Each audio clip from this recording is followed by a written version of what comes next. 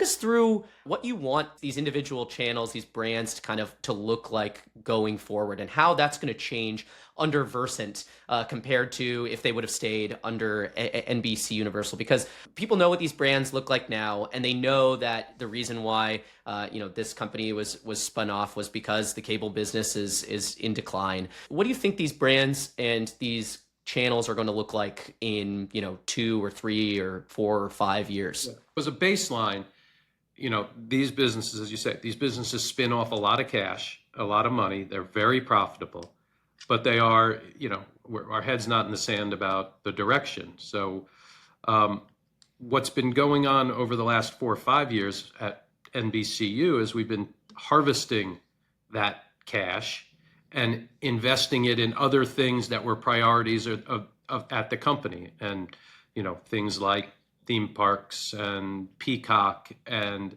other Comcast initiatives. So what the thesis now is, could we take this cash, keep it inside of these businesses or housed in something that has these businesses in them, and instead of having it go not reinvesting in these businesses, actually reinvest in these businesses and give them a growth opportunity.